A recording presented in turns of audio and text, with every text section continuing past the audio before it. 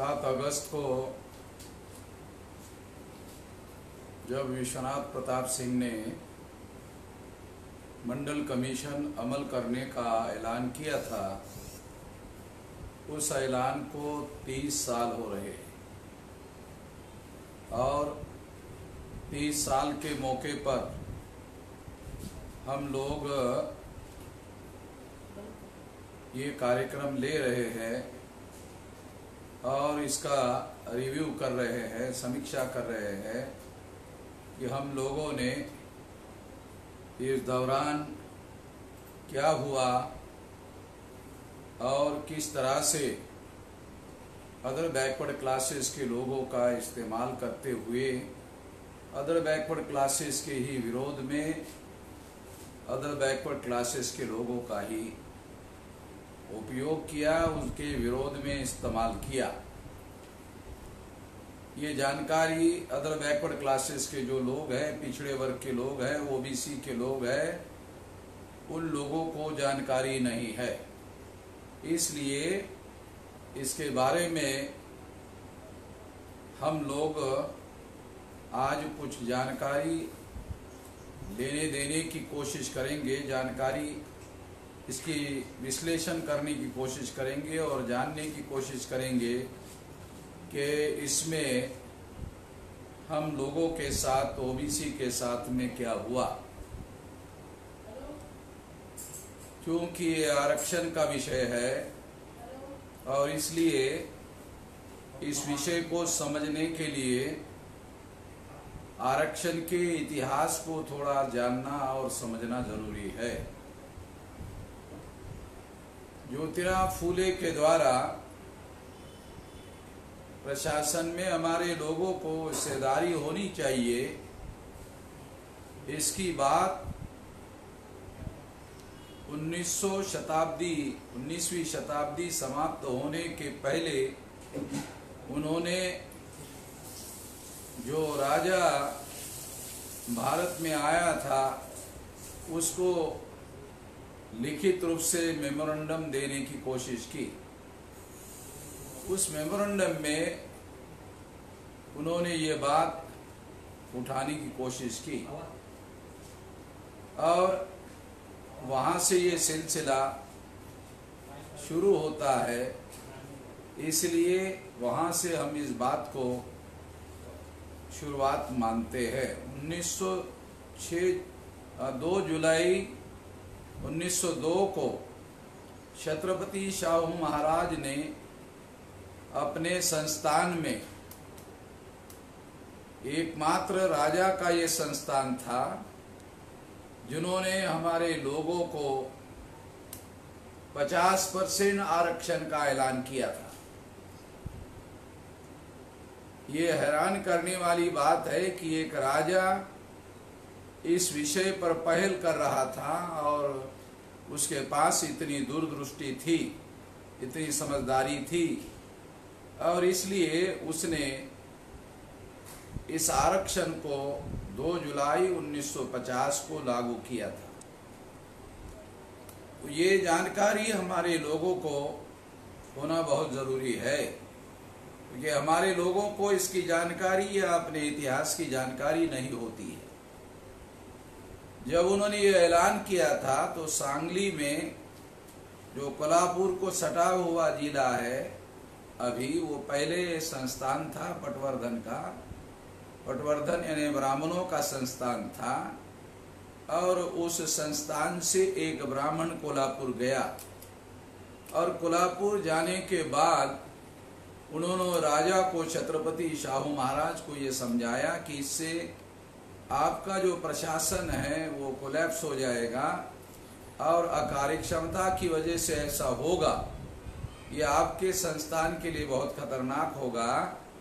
जब ये एक ब्राह्मण ने शाहू महाराज को ये बात समझाई तो शाहू महाराज ने उस ब्राह्मण को, जो वकील था, उसको लेकर गए जहाँ घोड़ों का तबेला था और वहाँ नौजवान और ताकतवर घोड़े अलग बांधे हुए थे और कमजोर घोड़े अलग बांधे हुए थे और बीमार घोड़े भी अलग बांधे हुए थे और हरेक के मुंह को थैली लटकी हुई थी और उस थैली में चने लगे हुए थे।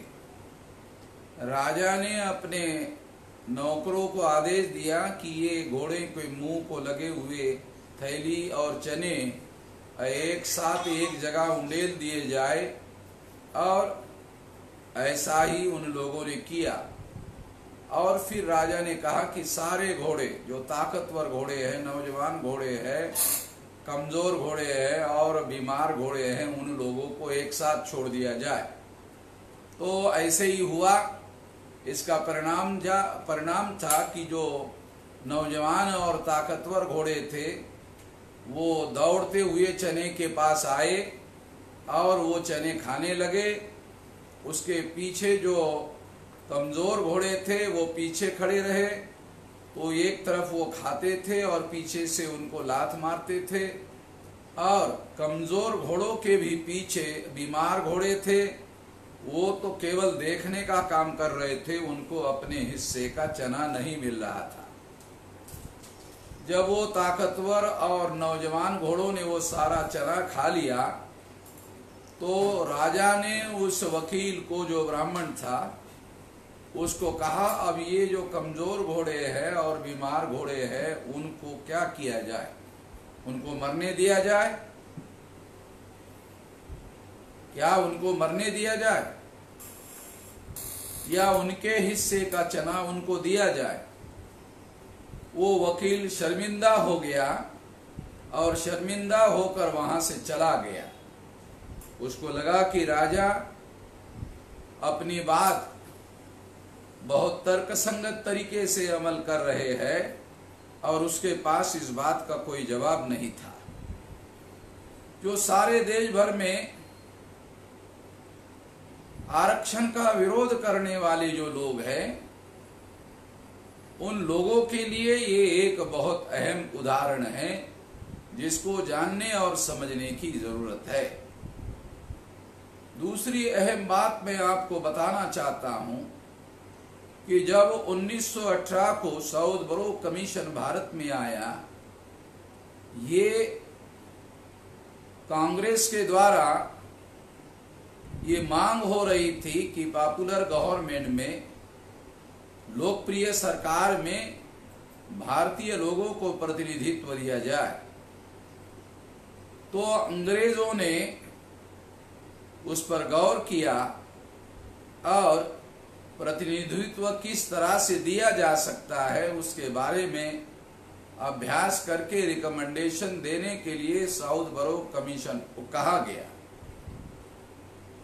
जब साउथ बरो कमीशन भारत में आया तो छत्रपति शाहू महाराज ने भास्कर राव जाधव के द्वारा, जो उनके संस्थान में मराठा जाति के व्यक्ति थे और बहुत पढ़े लिखे हाईली एजुकेटेड व्यक्ति थे, बॉम्बे यूनिवर्सिटी में वो गोल्ड मेडल में पास हो गए थे, तो उसको छत्रपति शाहू महाराज ने साउथ बरो कमीशन के पास भेजा और कहा कि मराठा और बैकवर्ड क्लासेस के लोगों के लिए रिजर्वेशन की और प्रतिनिधित्व की मांग करो।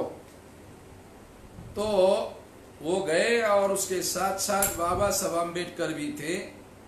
बाबा साहब अम्बेडकर ने भी 1918 को अपना रिटर्न मेमोरेंडम सबमिट किया। ये जो रिटर्न मेमोरेंडम उन्होंने सबमिट किया, उसमें उन्होंने जो ब्राह्मणेतर टर्मिनोलॉजी थी उसमें महत्वपूर्ण बदलाव किया। उस समय बाबा साहब अम्बेडकर की उम्र केवल 27 साल की थी और महत्वपूर्ण रिप्रेजेंटेशन की बात का मेमोरेंडम वो सबमिट कर रहे थे और अपने लोगों को कैसे अधिकार मिले इसके बारे में बहुत सतर्कता से उन्होंने वो सारा का सारा लिखित मेमोरेंडम तैयार किया था। आज भी वो पढ़ने लायक है। 27 साल के उम्र के व्यक्ति के द्वारा इस तरह की गहरी बात वहां प्रेजेंट करना, यह अपने आप में बहुत गहरी बात थी। उसके बाद जब ये मांग की गई शाहू महाराज के कहने पर भास्कर राव जाधव और बाबा साहब आम्बेडकर ने, तो उस समय कांग्रेस के सबसे बड़े नेता बाल गंगाधर तिलक थे। उन्होंने कर्नाटक में आज है जो कोल्हापुर के लगा हुआ संस्थान के साथ लगी हुई तहसील है, अभी कर्नाटक में बॉर्डर में है, वहां वो गए। उस समय वो तहसील नहीं थी, वो वहां गए, पब्लिक मीटिंग लिया और पब्लिक मीटिंग में बाल गंगाधर तिलक ने कहा तेली, तंबोली और कुनभटो को संसद में जाकर, विधिमंडल में जाकर क्या हल चलाना है, दर्जी को संसद में जाकर क्या कपड़े सिलाना है, तेली को संसद में जाकर क्या तेल निकालना है, और कुनभटो को संसद में जाकर क्या हल चलाना है।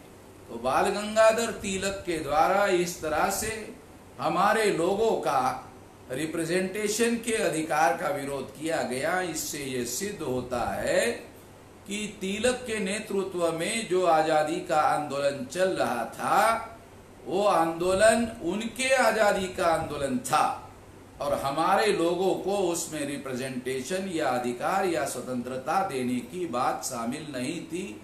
इससे ये बात सिद्ध होती है। 1919 को इस विरोध की वजह से फर्स्ट इंडिया एक्ट पास हुआ।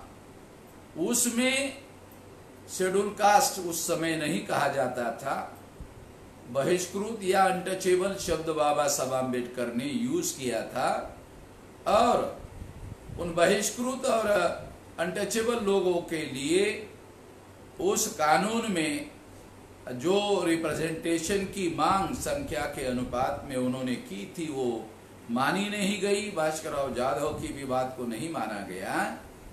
तो केवल उन लोगों को नॉमिनेटेड रिप्रेजेंटेशन का अधिकार बहाल किया गया जो गवर्नर के द्वारा नॉमिनेट किया जाएगा। जब 1919 के कानून के द्वारा भारत में विधिमंडलों का गठन हुआ और ये गठन होने के बाद बाबा साहब अम्बेडकर को बॉम्बे काउंसिल पर नॉमिनेटेड रिप्रेजेंटेशन के तौर पर नॉमिनेट किया गया, अनटचेबल लोगों का, बहिष्कृत लोगों का प्रतिनिधि के तौर पर।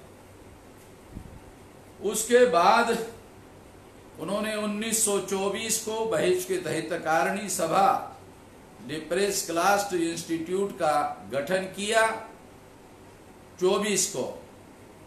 उसके बाद 1927 को उस संगठन के द्वारा उन्होंने चौदार तालाब पर आंदोलन किया और इस आंदोलन के बदौलत बहुत बड़े पैमाने पर बाबा साहब अम्बेडकर के इस आंदोलन का मामला आगे बढ़ने लगा। तो इसी दौरान 1928 को अंग्रेजों ने ये घोषित किया, जैसे उन्होंने 1919 के कानून में घोषित किया था कि हर 10 साल बाद इसकी समीक्षा होगी। तो 10 साल बाद समीक्षा करने के लिए जब उन्होंने ऐलान किया कि साइमन कमीशन भारत में जाकर जो हमने भारतीय लोगों को अधिकारों का पहला हफ्ता बहाल किया, उस हफ्ते का क्या परिणाम हुआ और लोगों ने उसका कैसे उपयोग किया, उस बात को ध्यान में रखते हुए आगे क्या करना होगा, इस बात को ध्यान में रखते हुए रिकमेंडेशन देने के लिए साइमन कमीशन को कहा गया। और उसके साथ साथ अंग्रेजों ने यह भी घोषित किया कि 1919 को शेड्यूल कास्ट और बैकवर्ड क्लासेस के जो लोग हैं, जिन लोगों का दावा 1919 में माना नहीं गया, उन पर अभी विचार किया जाएगा। जब उन्होंने ऐसा ऐलान किया तो गांधी उस समय कांग्रेस के नेता हो गए थे, क्योंकि 1920 को बाल गंगाधर तिलक का मृत्यु हो गया था और गांधी जी कांग्रेस के नेता हो गए थे। और इस तरह से जब गांधी जी कांग्रेस के नेता हो गए तो गांधी जी ने जब वो नेता हो गए तो 1928 को साइमन के विरोध में साइमन चले जाओ का आंदोलन शुरू कर दिया, क्योंकि गांधी जी को ये लग रहा था कि आजादी का आंदोलन तो हम हमारे लिए कर रहे हैं, मगर अनटचेबल, बहिष्कृत और बैकवर्ड क्लासेस के लोगों को अधिकार देने की साइमन कमीशन रिप्रेजेंटेशन देने की बात कर रहा है, ये नहीं होना चाहिए। इसलिए साइमन कमीशन के विरोध में सारे देश भर में यह आंदोलन शुरू किया। यह आंदोलन इतना उग्र था कि लाहौर पाकिस्तान में लाला लाजपत राय की छाती पर लाठी पड़ने से लाला लाजपत राय की इस आंदोलन में मृत्यु हो गई। इसका मतलब ये है कि हमारे हक और अधिकार के लिए इतना ज्यादा उग्र आंदोलन गांधी जी के नेतृत्व में चलाया जा रहा था। हमको ये पढ़ाया जाता है कि लाला लाजपत राय ने देश के आजादी के लिए प्राण दिया, मगर हम कहेंगे, अगर हमें इतिहास लिखने का अवसर मिला तो कहेंगे कि लाला लाजपत राय ने देश के आजादी के लिए नहीं बल्कि बहिष्कृत, अनटचेबल और बैकवर्ड क्लासेस के लोगों को रिप्रेजेंटेशन देने के लिए लाला जी शहीद नहीं हुए बल्कि उन्होंने प्राण दिया। इतना उन लोगों ने हमारे हक और अधिकार का विरोध किया, ऐसे कहा जा सकता है। इस तरह से साथियों, हमारा इतिहास जो बैकवर्ड क्लासेस के लोगों को हक और अधिकार की बात है, रिजर्वेशन की बात है, उस संबंध में ये जानना समझ बहुत ज्यादा जरूरी है। और इसलिए जब गांधी जी ने इसका विरोध किया तो अंग्रेजों ने कहा कि ये सरकारी कमीशन है, इसलिए इस पर प्राइवेट लोग नहीं लिए जा सकते, क्योंकि गांधी जी ने कहा कि इस पर भारतीय प्रतिनिधित्व नहीं लिया गया। अंग्रेजों ने गांधी जी को आश्वासन दिया कि इसके जो भी रिकमेंडेशन होंगे उस पर तभी फैसला होगा जब आप लोगों की राय ली जाएगी।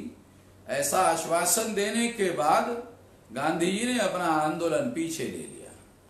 उसके बाद में 1930 को राउंड टेबल कॉन्फ्रेंस का ऐलान हुआ तो बाबा Saheb Ambedkar round table conference में जाने के लिए जो नासिक में कालाराम मंदिर का सत्याग्रह था उसको उन्होंने स्थगित किया और राउंड टेबल कॉन्फ्रेंस में अटेंड करने के लिए गए। उनको बुलाया गया था। जब वो वहां गए तो गांधी जी वहां नहीं थे, इसलिए उसका कार्य चलता रहा, मगर जल्दी ही उसको समाप्त कर दिया गया, क्योंकि उसमें गांधी जी के एब्सेंट में कोई निर्णय नहीं लिया जा सकता, इसलिए वो जल्दी समाप्त किया गया। सेकंड राउंड टेबल कॉन्फ्रेंस में अंग्रेजों ने दोबारा गांधी जी को बुलाया। गांधी जी इस आशंका के साथ गए कि अगर इस बार मैं नहीं गया तो कहीं अंग्रेज लोग मेरे एब्सेंट में ही फैसला ना ले ले, इसलिए वो वहां चले गए।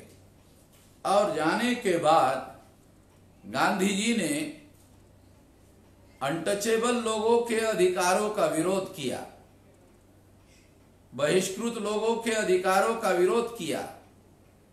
बैकवर्ड क्लासेस के लोगों ने गांधी जी पर यकीन और विश्वास करते हुए गांधी जी को बैकवर्ड क्लासेस का मुद्दा उठाने के लिए राउंड टेबल कॉन्फ्रेंस में कहा, मगर उन्होंने इस मुद्दे को नहीं उठाया। तो इस तरह से बैकवर्ड क्लास के साथ धोखाधड़ी हुई गांधी जी के द्वारा, और इस तरह से गांधी जी ने जब विरोध किया तो बाबा साहब आम्बेडकर ने गांधी जी का वहीं पर विरोध किया।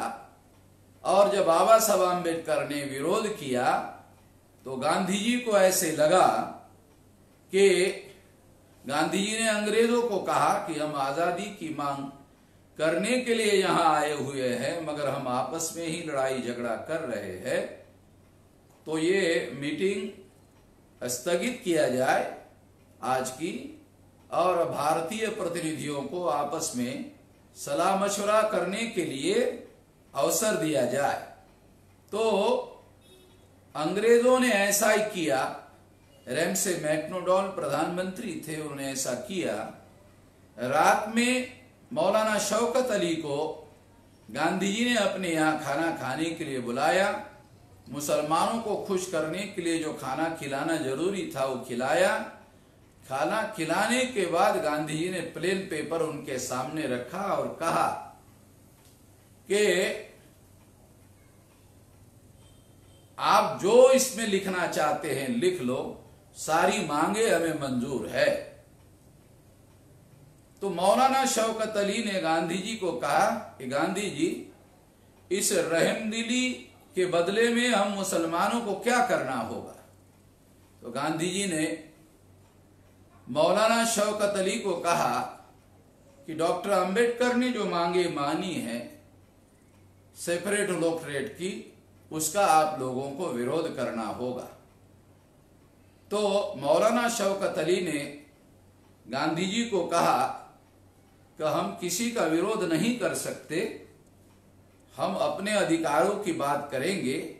मौलाना शौकत अली को बात समझ में आई कि गांधी जी अनटचेबल, बहिष्कृत और मुसलमानों के बीच में झगड़ा लगाना चाहते हैं, इसलिए उन्होंने इस चाल को विफल करने के लिए गांधी जी की बात मानने से इनकार कर दिया और वो सीधे बाबा साहब अम्बेडकर जहां रुके हुए थे वहां गए। जाने के बाद उन्होंने बाबा साहब अम्बेडकर को कह दिया कि गांधी जी ने ऐसे प्रस्ताव रखा था। तो बाबा साहब अम्बेडकर ने गांधी जी के विरोध में बयान दिया कि गांधी जी हमारे लोगों के खिलाफ में इसी तरह का षड्यंत्र करते रहे तो हम लोग दुनिया के मंच पर गांधी जी को नंगा करेंगे, और इसलिए हमारा अनुरोध है गांधी जी को कि गांधी जी हमारे विरोध में षड्यंत्र करने से विरत रहे तो ज्यादा बेहतर होगा। तो ये बयान बाबा साहब अम्बेडकर ने वहां के पत्रकारों को सुनाया। दूसरे दिन अखबार में ये बात छपकर आई।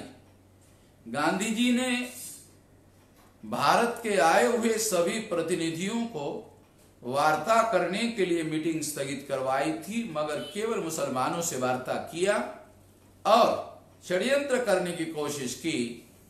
उसके बाद गांधी जी ने किसी प्रतिनिधियों से वार्ता नहीं की, अनटचेबल और बहिष्कृत लोगों से वार्ता नहीं की। और दूसरे दिन जब मीटिंग शुरू हुई तो रैंक से पेक्टोडाल प्रधानमंत्री ने गांधी जी को पूछा, गांधी जी आप आपस में सलाह मशवरा करके आम राय बनाना चाहते थे, तो क्या आपका कंसेंसस आम राय बन गई है? तो गांधी ने कहा नहीं। तो इस तरह से फिर अंग्रेजों ने अपना फैसला सुना दिया कि एक लवाद मंडल नियुक्त किया जाएगा, विवाद करने वाले लोगों के मुद्दों पर लवाद अपना निर्णय देगा। ऐसा ऐलान करने के बाद मीटिंग बर्खास्त हो जाती है। उसके पहले गांधी जी उस पर साइन करते हैं, बाबा साहब अम्बेडकर ने उस पर साइन करने से इनकार कर दिया। 17 अगस्त 1932 को कम्युनल अवार्ड लवाद ने घोषित कर दिया और बाबा साहब अम्बेडकर की सेपरेट इलेक्टोरेट की मांग मंजूर कर दी गई। ये भारत के 2-2.5 साल के इतिहास में जिन अछूतों को ब्राह्मणों ने गुलाम बनाकर रखा था, उन अछूतों को बाबा साहब अम्बेडकर 17 अगस्त 1932 को ब्राह्मणों के गुलामी से आजाद करने में सफल हो गए थे, क्योंकि सेपरेट इलेक्टोरेट का मतलब था कि अब अछूतों के भविष्य का फैसला ब्राह्मण नहीं लेंगे, अछूतों के भविष्य का फैसला अछूत लेंगे। ये बाबा साहब अम्बेडकर ने अंग्रेजों से मनवा लिया। परिणाम था अछूत 17 अगस्त 1932 को आजाद हो गए। गांधी जी 15 अगस्त 47 को आजाद हो गए। बाबा साहब अम्बेडकर 15 साल पहले अछूतों को ब्राह्मणों के गुलामी से आजादी हासिल करने में कामयाब हो गए थे, क्योंकि ज्योतिराव फुले ये सोचते थे कि ब्राह्मणों के आजादी का आंदोलन चल रहा है, इससे केवल ब्राह्मण आजाद होंगे, शूद्र अति शूद्र आजाद नहीं होंगे, हमें अपनी आजादी अलग से हासिल करनी होगी। तो बाबा साहब अम्बेडकर ने अछूतों की आजादी हासिल की थी और उस आजादी को हासिल करने के बाद बैकवर्ड क्लास यानी वर्णा से स्तब्ध जो शूद्र है उसको आजाद करने के मुद्दों को वो टेकअप कर सकते थे और अपने जो ब्राह्मणेतर आंदोलन है, जो सत्यशोधक आंदोलन है, उन लोगों को भी मदद कर सकते थे। ये ताकत होने के आधार पर मदद कर सकते थे। ये बात बहुत महत्वपूर्ण थी। मगर बैकवर्ड क्लासेस के लोगों ने जब इस मुद्दे पर गांधी जी ने इसके विरोध में आमरण अनशन किया तो बैकवर्ड क्लासेस के लोगों ने गांधी जी का साथ दिया। तो बाबा साहब अम्बेडकर ने बैकवर्ड क्लास के लोगों को कहा कि आप अगर मेरा विरोध करते हैं, गांधी जी का समर्थन करते हैं, तो आप गांधी जी के सामने कोई प्रस्ताव रखो, अपनी मांगे रखो। मैं आपकी मांगों का समर्थन करता हूं, आप मेरी मांगों का समर्थन करो। मगर बैकवर्ड क्लास के लोगों ने अछूतों को जो अधिकार मिल गए थे उसके विरोध में गांधी जी का समर्थन किया और उसके बदले में गांधी जी से कुछ भी नहीं मांगा। ये जो बैकवर्ड क्लास के लोगों ने किया, ये बैकवर्ड क्लास के लोगों के लिए बहुत ज्यादा हानिकारक साबित हुआ। यदि उस समय बाबा साहब अम्बेडकर को याद आया होगा कि यदि छत्रपति शाहू महाराज जीवित होते तो निश्चित रूप से सही किस्म का फैसला ले सकते थे, और सही किस्म का फैसला लेने का मतलब ये था कि वो अछूतों के सेपरेट इलेक्टेड का समर्थन कर सकते थे और बैकवर्ड क्लासेस के लिए अलग से अधिकार हासिल करने का आंदोलन कर सकते थे। इसकी अंदरूनी तैयारी वो कर रहे थे। ये एक बड़ी वजह थी जिसकी वजह से छत्रपति शाहू महाराज की हत्या की गई। ऐसा एक गुप्त रिपोर्ट अंग्रेजों ने, भारत के अंग्रेजों ने लंदन को भेजा था और उसकी कॉपी अभी हमारे पास में है। हमने वो हासिल किया है, वो रिकॉर्ड हमारे पास है। इस सबूत के आधार पर यह बात हम आपको कह रहे हैं, क्योंकि बहुत कम उम्र में शाहू महाराज का अस्वाभाविक रूप से मृत्यु हुआ, जैसे शिवाजी महाराज का हुआ था। ऐसा ही षड्यंत्र उन्होंने उनके साथ किया। तो इस तरह से साथियों, ये सोचने और विचार करने की बात है, विचार करने जैसे बात है। बाद में गांधी जी ने जो आमरण अनशन किया, उस जबरदस्ती का वजह से 24 सितंबर 1932 को गांधी पूना पैक्ट थोपने में कामयाब हो गए। और जब वो पूना पैक्ट थोपने में कामयाब हो गए तो पूना पैक्ट में जॉइंट इलेक्टेड दे दिया गया। जॉइंट इलेक्टेड 1935 के कानून के तहत लागू हुआ। 37 में प्रोविंशियल गवर्नमेंट का चुनाव हुआ और उसमें गांधी जी ने बाबा साहब अम्बेडकर को वादा किया था कि ये अनटचेबल लोगों की सीटें है जॉइंट इलेक्टोरेट। ये जॉइंट इलेक्टोरेट जो है इसमें कांग्रेस हस्तक्षेप नहीं करेगी। मगर गांधी जी ने 37 के चुनाव में ये हस्तक्षेप किया और वादा नहीं निभाया। बाबा साहब अम्बेडकर को समझ में आया कि गांधी एक षड्यंत्र करने का काम कर रहे हैं। इससे ये बात सिद्ध होती है। आज हैरान करने वाली बात है, 2014 के चुनाव में 76 लोकसभा की सीटें, 283 सीटें बीजेपी की चुनकर आई थी।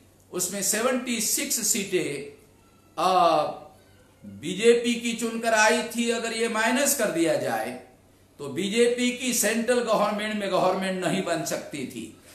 ये बात इस उदाहरण से सिद्ध होती है। इससे यह भी सिद्ध होता है कि जो मरा हुआ गांधी है वो गांधी आरएसएस को मजबूत करने का काम कर रहा है जॉइंट इलेक्टेड के द्वारा। यह बात सिद्ध होती है। यह बात बहुत सारे लोगों को और तमाम बैकवर्ड क्लासेस के लोगों को जानने की, समझने की जरूरत है। और एक महत्वपूर्ण बात है, उसके बाद बाबा साहब अम्बेडकर ने यह सोचा कि जॉइंट इलेक्टेड से, उनका ये मानना था कि जॉइंट इलेक्टेड से उन्होंने ये कहा है, लिख के रखा, what Gandhi and Congress have done to untouchable में उन्होंने ये लिख के रखा और उसमें उन्होंने कहा कि इससे स्टूज, टूल और एजेंट पैदा होते हैं। एजेंट का मतलब है दलाल और बड़वे, टूल का मतलब है औजार जो उनके ही खिलाफ उनके ही लोगों का इस्तेमाल किया जा सकता है, और स्टूज का मतलब है पिट्ठू, पिछलग्गू, चमचा। तो इस तरह से ये बाबा साहब आम्बेडकर का कहना है what Gandhi and Congress have done to untouchable, और Gandhi and emancipation of untouchable के अलावा स्टेट्स एंड माइनॉरिटी जो उन्होंने संविधान सभा को सुपुर्द किया था, ये दस्तावेज है, डॉक्यूमेंट्री एविडेंस है, जिसके आधार पर यह बात मैं आप लोगों को कह रहा हूं। कोई काल्पनिक बातें नहीं कह रहा हूं। तमाम बैकवर्ड क्लासेस के लोगों को यह इतिहास जानने और समझने की जरूरत है। और इस तरह से उसके बाद बाबा साहब आम्बेडकर ने 19 जुलाई 1942 को नागपुर में सारे देश के बहिष्कृत और अनटचेबल लोगों का राष्ट्रीय अधिवेशन बुलाया। सारे देश के लगभग 75,000 लोग, जिसमें 25,000 महिलाएं उपस्थित थी, ऐसा इतना विशाल अधिवेशन नागपुर में लिया। जब ये इतना विशाल अधिवेशन लिया तो इस अधिवेशन चल ही रहा था, तो अंग्रेजों ने वाइसराय काउंसिल पर बाबा साहब आम्बेडकर को लेबर मिनिस्टर के तौर पर नॉमिनेट किया, और उनके साथ साथ लेबर मिनिस्ट्री के साथ साथ उन्होंने सिंचाई विभाग दिया, बिजली विभाग दिया, CPWD का विभाग दिया, जिसके तहत सारे देश भर में रोड और बिल्डिंग कंस्ट्रक्शन करने का काम किया जाता था। 4 मंत्रालय का कार्यभार बाबा साहब आम्बेडकर को दिया गया। ये देखकर गांधी जी को बहुत ज्यादा गुस्सा आया। उन्होंने सोचा कि जिस आम्बेडकर को मैंने 1932 को पराजित किया था, वो आम्बेडकर पूरे शक्ति के साथ दोबारा ताकतवर बनकर उभर कर आ गए। जब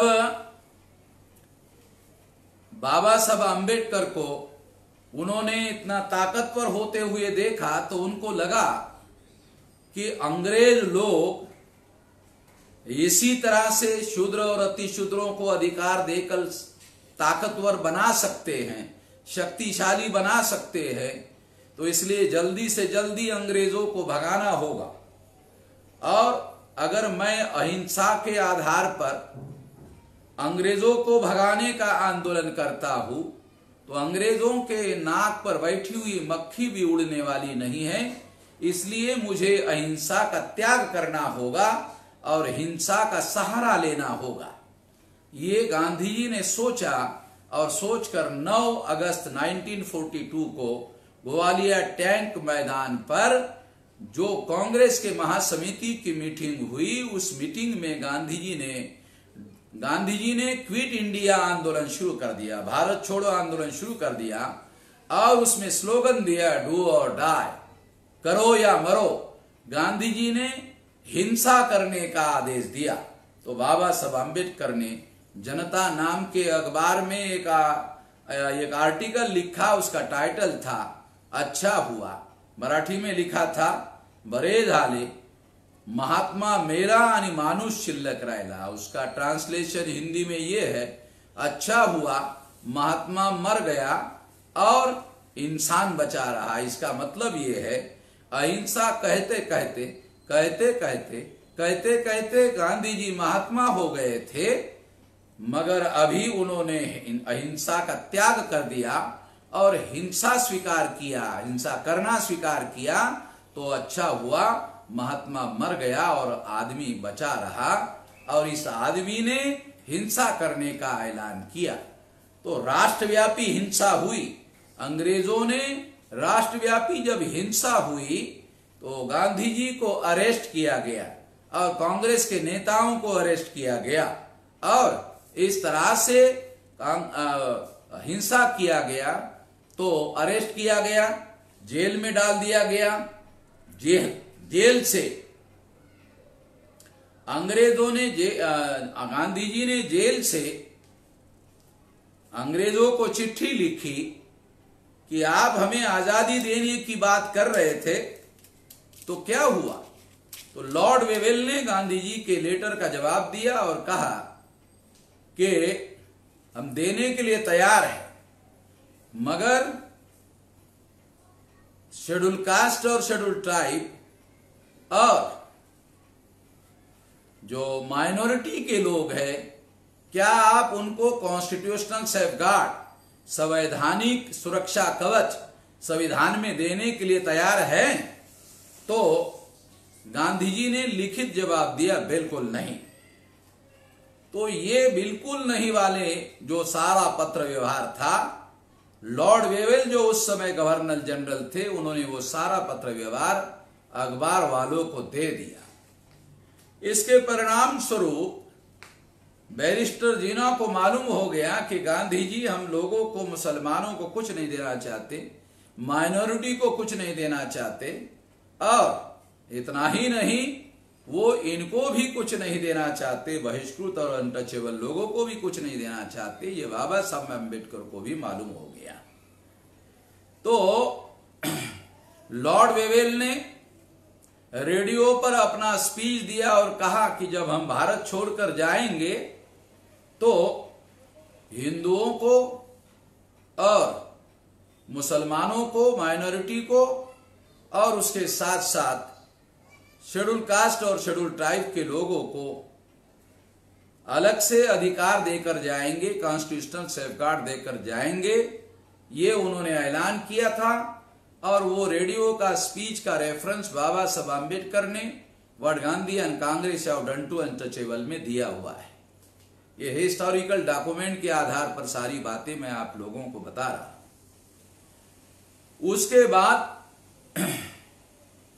1943 को 8.33% रिजर्वेशन बाबा साहब आम्बेडकर ने सेंट्रल सर्विसेज में सारे देश भर में लागू किया। ये जो 8.33% 43 में लागू किया, इसी के तहत के.आर. नारायणन केरला से आईएफएस हो गए थे, जो बाद में राष्ट्रपति हो गए भारत के। तो इस तरह से ये एक महत्वपूर्ण बातें बाबा साहब आम्बेडकर के आंदोलन के द्वारा दिखाई देती है। आगे महत्वपूर्ण घटनाक्रम दिखाई देता है। क्रिप्स मिशन आता है, वो फेल हो जाता है। चर्चिल लंदन में प्रधानमंत्री है, वो क्रिप्स फेल हो जाता है। उसके बाद क्रिप्स के साथ डायलॉग करने के लिए कांग्रेस के नेताओं को छोड़ दिया जाता है। उसके बाद में अंग्रेज लोग अपने लेवल पर एक निर्णय लेते हैं कि 2 सितंबर 1946 को इंटरिम गवर्नमेंट बनाया जाता है। वो इंटरिम गवर्नमेंट में कांग्रेस के जवाहरलाल नेहरू को प्रधानमंत्री बनाया जाता है और लियाकत अली को फाइनेंस मिनिस्टर बनाया जाता है, और अनटचेबल लोगों के तरफ से जगजीवन राम को प्रतिनिधि दिया जाता है, प्रतिनिधित्व दिया जाता है, और बाबा साहब आम्बेडकर को प्रतिनिधित्व देने से इनकार कर दिया जाता है कांग्रेस के द्वारा। और इस तरह से साथियों, ये बहुत महत्वपूर्ण बात है। और जब बाबा साहब आम्बेडकर ये सारा प्रयास कर रहे थे और हमारे लोगों को हक और अधिकार देने की बात कर रहे थे, तो उसको सैबोटेज करने के लिए, कमजोर करने के लिए कांग्रेस के ब्राह्मणों ने जगजीवन राम का इस्तेमाल करने का प्लान बनाया। ये हिस्टोरिकल फैक्ट मैं आप लोगों के सामने बता रहा हूं। ये सारा डॉक्यूमेंट्री है, इसे समझने की जरूरत है, और लोग अभी समझ रहे हैं इस बात को कि ये बाबा साहब आम्बेडकर को सैबोटेज करने के लिए जगजीवन राम का इस्तेमाल किया गया था। साथियों, उसके बाद जब चुनाव घोषित हुआ, और चुनाव घोषित होने के बाद संविधान सभा के लिए चुनाव घोषित किया गया। इंटरिम गवर्नमेंट जवाहरलाल नेहरू के नेतृत्व में थी। जब चुनाव घोषित किया गया, तो चुनाव घोषित होने के बाद बंगाल के बैरिस्टर जोगेंद्रनाथ मंडल ने बाबा साहब आम्बेडकर को संविधान सभा में चुनकर जाने के लिए बंगाल में बुलाया। और बंगाल से बाबा साहब आम्बेडकर चुनकर गए। जब वो वहां से चुनकर गए तो गांधी जी को बहुत गुस्सा आया कि एक अकेला आदमी डॉक्टर आम्बेडकर संविधान सभा में हमारे मंसूबों पर पानी फेर सकता है, और इस वजह से ये एक बहुत बड़ा खतरा उन्होंने देखा, और इस खतरों को खत्म करने के लिए गांधी जी ने अपनी योजना बनाने का प्लान बनाया। उन्होंने नेहरू और पटेल को, लॉर्ड वेवेल को जाने के बाद माउंटबेटन जब गवर्नर जनरल बनकर आए तो गवर्नर जनरल को जाके मिले और कहा कि हम लोग, आप जो पाकिस्तान बनाना चाहते हैं वो उसके लिए हमारा समर्थन है। 13 दिसंबर 1946 को संविधान सभा का गठन हुआ और जवाहरलाल नेहरू ने ऑब्जेक्टिव रेजोल्यूशन का प्रस्ताव रखा। उसमें SC ST और OBC के लिए रिजर्वेशन देने का प्रावधान किया गया ऑब्जेक्टिव रेजोल्यूशन में। ऐसा जवाहरलाल नेहरू ने क्यों किया? क्योंकि वो मुसलमानों के तरफ से जो बातें हो रही थी वो बहुत अहम बात थी, उसको जानने और समझने की जरूरत है कि बाबा साहब आम्बेडकर के द्वारा ये जो बातें, ये जो लड़ाई, ये जो संघर्ष किया जा रहा था, वो संघर्ष अपने आप में बहुत महत्वपूर्ण था। इसी बात को ध्यान में रखते हुए ये बात मैं आपको समझाने का प्रयास कर रहा हूं। जब मुसलमानों का अलग से देश मांगने का आंदोलन शुरू हुआ बड़े पैमाने पर, और जीना ने डायरेक्ट एक्शन करने का प्लान बनाया, तो गांधी और नेहरू ने सोचा कि यदि हम वैश्य और ब्राह्मण मिलकर संगठित मुसलमानों का विरोध करते हैं तो हम लोग कामयाब नहीं हो सकते। संगठित मुसलमानों का विरोध करने के लिए हमें बैकवर्ड क्लासेस को कांग्रेस के साथ रखना होगा, और कांग्रेस के साथ रखने के लिए बैकवर्ड क्लासेस के लिए ये प्रस्ताव इसी वजह से नेहरू ने ऑब्जेक्टिव रेजोल्यूशन में दिया।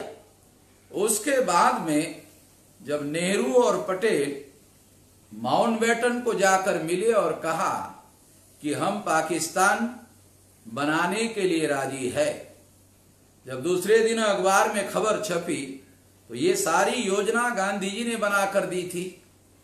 तो दूसरे दिन जब अखबार में खबर छपी तो गांधी जी ने ऐलान किया कि मैं अपने शरीर के टुकड़े हो सकते हैं, मेरे शरीर के टुकड़े हो सकते हैं, मगर भारत के टुकड़े नहीं होने दूंगा। ऐसा ऐलान गांधी जी ने किया। जब ऐसा ऐलान किया तो माउंटबेटन ने नेहरू को बुलाया और पूछा कि नेहरू जी, आप लोग जब मिलकर आए थे तो क्या गांधी जी से सहमति लेकर नहीं आए थे? तो नेहरू ने कहा कि वो जाने दीजिए, ये जो गांधी जी का विरोध है, ये गांधी जी के विरोध को आपको समझना होगा और गांधी जी की भी सहमति हासिल करनी होगी। तो माउंटबेटन ने जवाहरलाल को पूछा कि कैसे सहमति हासिल कर सकते हैं, कि कहा आप वार्ता कर लो। माउंटबेटन ने गांधी जी को लेटर लिखा। लेटर मिलते ही गांधी जी ने मौलाना आजाद को बुलाया और कहा कि ऐसा लेटर आया है और उस लेटर के तहत मुझे बुलावा आया है, यदि मैं पाकिस्तान बनाने का विरोध करूं तो मौलाना आजाद जी आप किसका साथ दोगे? मौलाना आजाद ने कहा कि मैं आपका साथ दूंगा। जब मौलाना ने गांधी जी का साथ देने का वादा किया तो गांधी जी अकेले ही मिलने के लिए, माउंटबेटन को मिलने के लिए वर्तमान राष्ट्रपति भवन में गए। जाने के बाद 2 ही व्यक्ति थे, वहां एयर कंडीशन लगा हुआ था, तो गांधी जी के कमर के ऊपर कोई कपड़ा नहीं था, तो उनको थोड़ी देर में ठंडी लग गई। माउंटबेटन की बीवी आई, उन्होंने गरम शाल गांधी जी को लपेट दी। वो लपेटा हुआ फोटो मेरे पास अभी भी अवेलेबल है। गांधी जी और माउंटबेटन 2 ही लोग चर्चा करने के लिए थे, कोई तीसरा आदमी नहीं था। इसलिए दोनों के बीच में क्या वार्ता हुई इसका कोई पता नहीं चला। जब वार्ता समाप्त होने के बाद गांधी जी बाहर आए तो मौलाना आजाद ईगरली यानी उत्सुकता से गांधी जी की राह देख रहे थे। आते ही गांधी जी को पूछा, गांधी जी क्या हुआ? तो गांधी जी ने मौलाना आजाद को निर्विकार भाव से जवाब दिया कि मैं पाकिस्तान बनाने को सहमति देकर आ रहा हूं। यह सुनकर मौलाना आजाद को चक्कर आया। ये बात इंडिया विंस फ्रीडम में मौलाना आजाद ने लिख कर रखी। मौलाना आजाद को लगा कि कैसे अजीब आदमी है, मेरी सहमति लेकर गया कि मैं भारत का विभाजन का विरोध, पाकिस्तान बनाने का विरोध करूंगा, तो आप किसका साथ दोगे? मैंने साथ देने का वादा किया, फिर भी पाकिस्तान का समर्थन करके गांधी जी वापस आ गए। जब ये उन्होंने सुना तो उनको चक्कर आया। ये उन्होंने लिख कर रखा इंडिया विंस फ्रीडम में। और बाद में इंडिया विंस फ्रीडम के जो 30 पेज है, जो भारत के टुकड़े करने की जो साजिश गांधी और नेहरू के द्वारा हुई, उसके बारे में मौलाना आजाद ने इंडिया विंस फ्रीडम में बहुत कुछ लिखा और कहा कि ये 30 पेज मेरे मृत्यु के 30 साल बाद इसको दोबारा छाप देना। बाद में जब छापने का समय आया तो कांग्रेस के लोग सतर्क थे।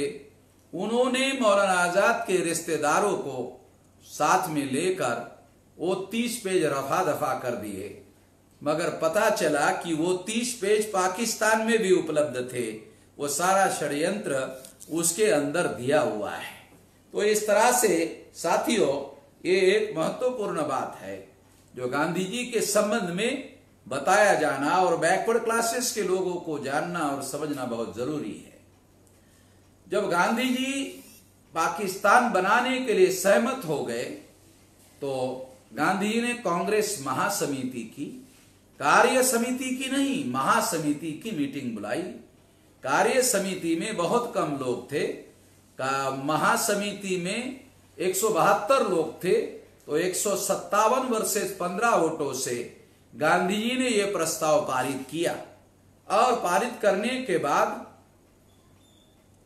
ये प्रस्ताव गांधी जी ने माउंटबेटन को भेजा। भेजने के बाद माउंटबेटन ने सोचा कि गांधी जी और मेरे बीच में जो गुप्त समझौता हुआ उसको गांधी जी ने पालन करने वाला प्रस्ताव भेज दिया। उसके बाद उन्होंने बाबा साहब अम्बेडकर को कम्युनिकेट किया और कहा कि हम लोगों ने आपको जो वादा किया था वो वादा पूरा नहीं होगा। जो लॉर्ड वेवेल ने रेडियो पर स्पीच दिया था, वो वादा निभाने से माउंटबेटन ने इनकार कर दिया। अब जो डाटा अवेलेबल है उसके आधार पर गांधी जी की और माउंटबेटन की क्या वार्ता हुई है, इन कड़ियों को अगर जोड़ दिया जाए तो क्या वार्ता हुई होगी इसका अनुमान लगाया जा सकता है। तो गांधी जी ने माउंटबेटन को कहा होगा कि बताइए आपने क्यों बुलाया। तो माउंटबेटन ने गांधी जी को कहा होगा कि मैं चाहता हूं कि मुसलमानों को अपना हिस्सा मिल जाए, हिंदुओं को अपना हिस्सा मिल जाए और दोनों लोग शांति से राज करें। इस बात को जवाहरलाल नेहरू और सरदार पटेल ने समर्थन दे दिया है और समर्थन दे दिया है। तो मैं चाहता हूं आप भी समर्थन दे दें। तो गांधी जी ने माउंटबेटन को कहा होगा, कड़िया जोड़ते हुए बता रहा हूं, कहा होगा कि ऐसा होने से तो जवाहरलाल प्रधानमंत्री बनेंगे और Sardar Patel deputy prime minister बन सकते हैं, मगर मुझे क्या मिलेगा। तो माउंटबेटन ने गांधी जी को पूछा होगा, गांधी जी आपको क्या चाहिए? अगर मेरे ताकत में, मेरे शक्ति में है तो मैं जरूर आपकी बात मान लूंगा। गांधी जी ने कहा होगा आपकी ताकत में है, आपके शक्ति में है। कहा कि मेरे शक्ति में क्या है आप बताइए। तो गांधी जी ने बताया होगा कि आपके पहले जो लॉर्ड वेवेल गवर्नर जनरल थे, उन्होंने रेडियो पर एससी और एसटी के लोगों को सेपरेट एलोकेटेड देने का वादा किया था। तो ये वादा यदि आप लोग निभाने से इनकार कर देते हो आजाद भारत में, संविधान में, तो मुझे पाकिस्तान मंजूर करने के लिए कोई इतराज नहीं होगा। भारत के टुकड़े को मंजूरी देने के लिए मुझे कोई इतराज नहीं होगा। तो माउंटबेटन ने सोचा होगा कि शेड्यूल कास्ट और शेड्यूल ट्राइब के लोगों का मामला बाद में हल कर लेते हैं, पहले इस मामले को हल कर लेते हैं जो बड़ी समस्या है। इस बात को ध्यान में रखते हुए जब माउंटबेटन ने बाबा साहब आम्बेडकर को कम्युनिकेट किया, तो बाबा साहब आम्बेडकर सीधे लंदन गए और लंदन में एक बहुत बड़ा चेंज हुआ था। चर्चिल वर्ल्ड वार में जीत हासिल करने के बाद भी चुनाव नहीं जीत पाए और मजदूर की पार्टी क्लेमेंट एटली चुनाव जीत गए। तो बाबा साहब ने उस पार्टी के लोगों को संपर्क करने की कोशिश की, मगर उन्होंने उस बात को मानने से इनकार कर दिया। उन्होंने कहा कि 48 को हम भारत छोड़कर चले जाएंगे। और उसके बाद में बाबा साहब आम्बेडकर बहुत कोशिश करते रहे।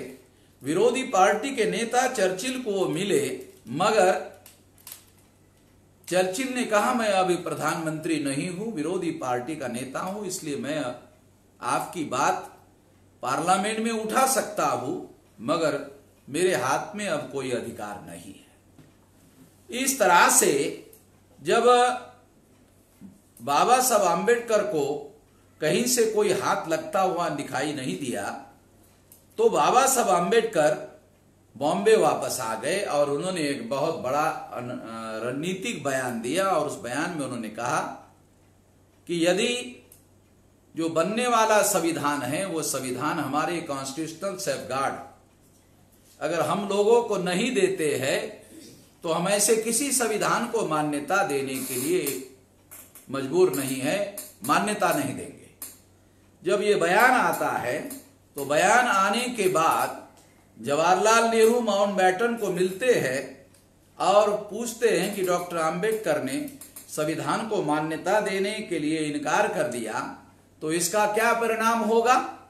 कहा इसका परिणाम होगा कि क्या परिणाम होगा?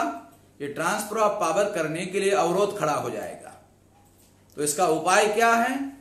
माउंटबेटन ने कहा डॉक्टर आम्बेडकर के साथ समझौता कर लो।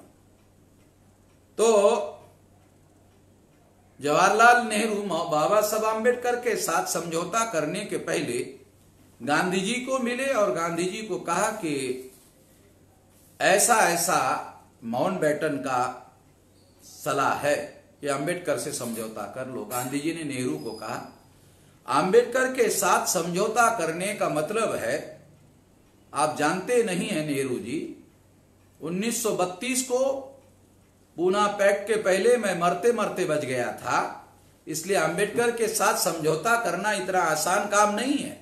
इसलिए मेरा ऐसा मानना है कि आपको सतर्क रहना जरूरी है। तो नेहरू ने गांधी जी को कहा कि क्या करना होगा? तो गांधी जी ने ये सोचा, विचार किया कि यदि आम्बेडकर की संविधान को मान्यता लेनी है उसके बगैर ट्रांसफर ऑफ पावर में रुकावट पैदा होगी। तो अंबेडकर की मान्यता लेना है संविधान को, तो ड्राफ्टिंग कमेटी का चेयरमैन अगर डॉक्टर अंबेडकर को बना दिया जाता है तो डॉक्टर अंबेडकर की सहमति संविधान को मिल जाएगी और ट्रांसफर ऑफ पावर का मामला हल हो जाएगा। जहां तक डॉक्टर अंबेडकर की मांगे कितनी मानना है कितनी नहीं मानना है, ये जो बातें हैं ये बातें संविधान सभा में हमारा बहुमत है और हमारा बहुमत है तो हम डिसाइड करेंगे। बाद में पाकिस्तान बनने का ऐलान हुआ और 14 अगस्त 47 को पाकिस्तान बना, तो बाबा साहब आम्बेडकर की सदस्यता खुलना, जसोर, बोरीसाल और फरीदपुर ये एरिया गांधी और नेहरू ने पाकिस्तान को दे दिया। और इससे क्या हुआ कि भारत के अंदर जो संविधान सभा थी दो हिस्सों में बंट गई। एक संविधान सभा पाकिस्तान गई, एक संविधान सभा भारत में रही। और इस तरह से जो भारत में संविधान सभा रही, उस संविधान सभा में बाबा साहब आम्बेडकर की सदस्यता पाकिस्तान चली गई। वो एरिया पाकिस्तान दिया गया, खुलना, जसोर, बोरीसाल और फरीदपुर। और इसकी वजह से बाबा साहब आम्बेडकर सदस्यता विहीन हो गए। मगर समझौते के तहत बाबा साहब आम्बेडकर को गांधी कांग्रेस को समझौता करना पड़ा और समझौते के तहत बाबा साहब आम्बेडकर को ड्राफ्टिंग कमेटी का चेयरमैन बनाया गया। और चेयरमैन बनाने के बाद बाबा साहब आम्बेडकर ने 395 आर्टिकल का संविधान लिखने का प्रयास किया। इस लिखने के प्रयास में शेड्यूल कास्ट को, शेड्यूल ट्राइब को 15%, 7.5% शेड्यूल ट्राइब को आरक्षण देने के बाद उन्होंने बैकवर्ड क्लासेस का मुद्दा टेकअप करने का विचार किया। जब उन्होंने ये टेकअप करने का विचार किया तो ये बात एक विचारणीय मुद्दा था कि नेहरू ने ऑब्जेक्टिव रेजोल्यूशन में बैकवर्ड क्लासेस को रिजर्वेशन देने का वादा किया था, मगर मुसलमानों से भिड़ाने के लिए वादा किया था। जब नेहरू ने देखा, गांधी ने देखा कि 14 अगस्त 47 को पाकिस्तान बन गया है, इसलिए 27 अगस्त 47 को गांधी और कांग्रेस ने ओबीसी को दिया हुआ रिजर्वेशन का प्रस्ताव पीछे ले लिया। जब ये प्रस्ताव पीछे लिया तो पीछे लेकर यानी देने का लिखित प्रस्ताव है और पीछे लेने का भी लिखित प्रस्ताव है, और ये षड्यंत्र गांधी और नेहरू के द्वारा बैकवर्ड क्लासेस के साथ किया गया। ये बात हमको समझने की और जानने की बहुत ज्यादा जरूरत है। बैकवर्ड क्लासेस के लोगों को जानने की बहुत ज्यादा जरूरत है। ये इतिहास उन लोगों को पता नहीं है। उसके बाद में संविधान सभा में जब चुनाव हुआ था तो गांधी और नेहरू ने बैकवर्ड क्लासेस के लोगों को कोई टिकट नहीं दिया। जो 2-4 सदस्य थे भी तो वो पंजाबराव देशमुख और गीताचारी यवतमाल से और अमरावती से पंजाबराव बैरिस्टर पंजाबराव देशमुख और हुकुमचंद या हुकुम सिंह जो पंजाब से अकाली दल से चुनकर गए थे, ये 3 लोग थे जो बैकवर्ड क्लासेस के थे। तो ये जो बैकवर्ड क्लासेस के लोग थे, इनको बाबा साहब आम्बेडकर ने अपने घर में खाना खाने के लिए बुलाया। वो इसलिए बुलाया क्योंकि कांग्रेस के लोगों ने बाबा साहब आम्बेडकर को कहा कि आप शेड्यूल कास्ट और शेड्यूल ट्राइब की बात करो, आपको बैकवर्ड क्लासेस की बात करने का अधिकार नहीं है, क्योंकि आप बैकवर्ड क्लासेस के नहीं हैं। गांधी जी बैकवर्ड क्लास के प्रतिनिधि है, इसलिए गांधी जी बात करेंगे। तो इस तरह से बाबा साहब आम्बेडकर को बैकवर्ड क्लास की तरफ से बात करने के लिए रोका गया। तो बाबा साहब आम्बेडकर ने पंजाबराव देशमुख, गीताचारी और ये जो हुकुमचंद इनको अपने घर में खाना खाने के लिए बुलाया और खाना खाने के दौरान बाबा साहब आम्बेडकर ने खाना खाने के बाद कहा कि आप लोग बैकवर्ड क्लासेस के हो, संविधान सभा में प्रतिनिधि हो, तो आप बोलते क्यों नहीं हो। तो गीताचार्य जो यवतमाल से चुनकर आए थे उन्होंने कहा कि क्या बोले, क्या कि आप संविधान सभा में बैकवर्ड क्लासेस के लिए कुछ मांग करो। तो गीताचार्य ने कहा कि ये गांधी नेहरू जो धोखेबाज लोग हैं, वो धोखेबाज लोग हम बैकवर्ड क्लासेस के लोगों को क्या देंगे, हमारा तो यकीन नहीं है, विश्वास नहीं है कि कुछ देंगे। तो बाबा साहब आम्बेडकर ने गीताचार्य को कहा कि आपको निराश होने की जरूरत नहीं है, आपको मांग करनी चाहिए, और देते हैं नहीं देते हैं ये बात की बात है, जब आप मांग करोगे तो मैं वहां हूं, ड्राफ्टिंग कमेटी का चेयरमैन हूं। तो वो लोग बाबा साहब आम्बेडकर के कहने के अनुसार जो बोल नहीं रहे थे, संविधान सभा में बोलने के लिए खड़े हुए।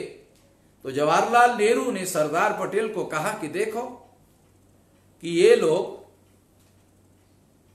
बोलते नहीं थे, मगर ऐसा लगता है कि डॉक्टर आम्बेडकर ने इन लोगों को बोलने के लिए प्रेरित किया होगा, ऐसा लगता है।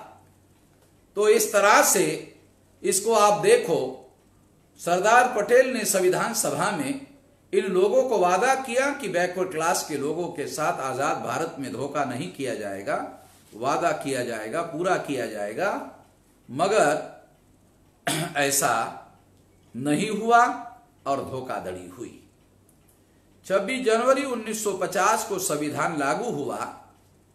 340वां आर्टिकल केवल बाबा साहब आम्बेडकर कहते हैं कि केवल बैकवर्ड क्लास के लोगों को वादा किया गया कि स्वतंत्र भारत में जो शेड्यूल कास्ट और शेड्यूल ट्राइब के लोग हैं, वो तो कौन शेड्यूल कास्ट है, शेड्यूल ट्राइब है, ये स्पष्ट है, मगर बैकवर्ड क्लास कौन है ये स्पष्ट नहीं है। इसलिए इसको आइडेंटिफाई करना होगा। वो आइडेंटिफाई करने के लिए कमीशन बनाया गया।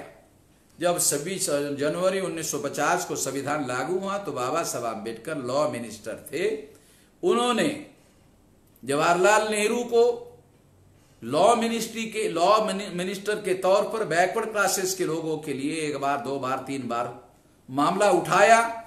जब ये बात उन्होंने नहीं मानी तो बाबा साहब आम्बेडकर ने लॉ मिनिस्ट्री का इस्तीफा दे दिया। इस्तीफा देने के लिए 4 कारण थे। पहला कारण कि नेहरू ने बाबा साहब आम्बेडकर को नियोजन मंत्री बनाने का वादा किया था। तो बाबा साहब आम्बेडकर ने सोचा कि नियोजन मंत्री अगर बनाया जाएगा तो भारत को, चूंकि मैं अर्थशास्त्र का डीएससी हूं, तो मैं भारत की सभी समस्याओं को बहुत गहराई से जानता हूं, तो मैं इसके लिए सही नियोजन, सही योजना बना सकता हूं। और इसलिए बाबा साहब आम्बेडकर रुके हुए थे, मगर बाबा साहब आम्बेडकर को नियोजन मंत्री नहीं बनाया गया। उन्होंने ये अपने इस्तीफे में लिखा। दूसरा कारण लिखा कि महिलाओं के लिए हिंदू कोड बिल जो है वो लागू करने से इनकार कर दिया गया। तीसरा जो है कि भारत सरकार की पॉलिसी हमारे देश के आसपास जो देश है उनके साथ अच्छी पॉलिसी नहीं है, इससे हमारे नेबरिंग कंट्री के साथ लड़ाई होती है और वो पैसा जो गरीबी निर्मूलन के लिए खर्चा हो सकता है वो युद्ध पर होता है। इस तरह से चौथा मुद्दा उठाया बैकवर्ड क्लास का कि बैकवर्ड क्लास को केवल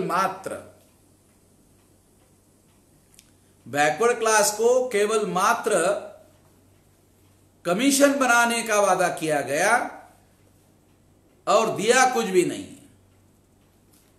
तो ये धोखाधड़ी की गई। ये धोखाधड़ी हम लोगों को बाबा साहब आम्बेडकर के डॉक्यूमेंट्री एविडेंस इस्तीफे में उपलब्ध है, दिखाई देती है। उसके बाद में बाबा साहब आम्बेडकर जब इस्तीफा देते हैं तो पटना में आर्यल चंदापुरी, राम लखन चंदापुरी जी को पता चलता है। ये बैकवर्ड क्लास फेडरेशन के राष्ट्रीय महासचिव थे वो दिल्ली आते हैं और बाबा साहब आम्बेडकर से मिलते हैं और कहते हैं कि आप आइए पटना में, हम बिहार में रैली आयोजित करते हैं। तो बाबा साहब ने वहां जाने का वादा किया। ये नेहरू को मालूम हो जाता है, तो नेहरू जी एक आदमी को आर्यल चंदापुरी के पास भेजते हैं। आर्यल चंदापुरी बैकवर्ड क्लासेस के फेडरेशन के महासचिव थे। वो आदमी आर्यल चंदापुरी को कहता है कि चलिए आपको जवाहरलाल जी ने दिल्ली बुलाया है।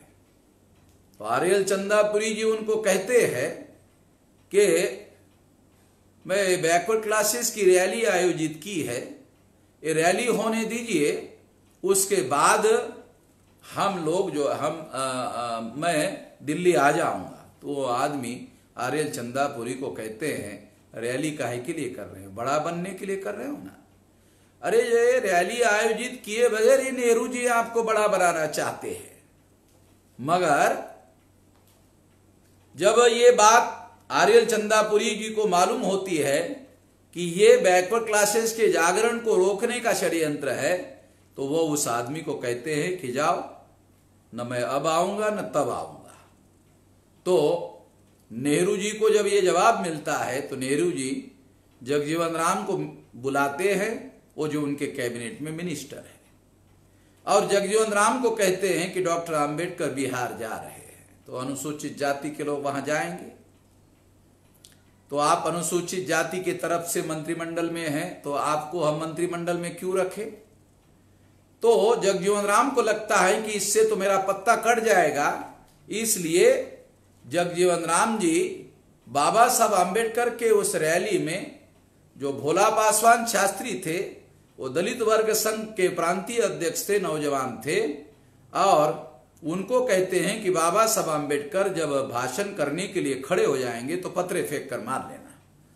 ये बात भोला पासवान शास्त्री ने खुद बुद्धा कॉलोनी में, जब वो बिहार के कुछ दिन मुख्यमंत्री रहने के बाद जब बूढ़ा हो गए और बुजुर्ग हो गए, तो बाबा साहब आम्बेडकर का जन्मदिन का कार्यक्रम था, वहां बोलने के लिए लोगों ने बुलाया। तो वहां उन्होंने कहा कि अब मैं बूढ़ा हो गया हूं और कुछ दिन के बाद मर जाऊंगा, तो मरने के पहले मैं एक प्रायश्चित करना चाहता हूं। एक बड़ी बात है, जब मैं नौजवान था, प्रांतीय अध्यक्ष था दलित वर्ग संघ का, तो बाबूजी के कहने पर जब बाबा साहब आम्बेडकर पटना आए थे, बाबा साहब आम्बेडकर ही हमारे मसीहा थे, और जब वो आए थे तो उनको पत्थरे मारने के लिए बाबूजी ने, जगजीवन राम ने हमें कहा था और हमने पत्थरे मारे थे।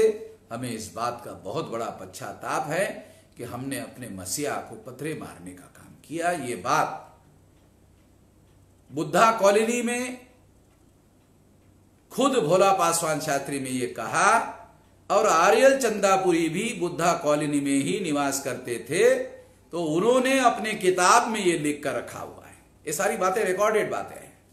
तो इस तरह से साथियों, तो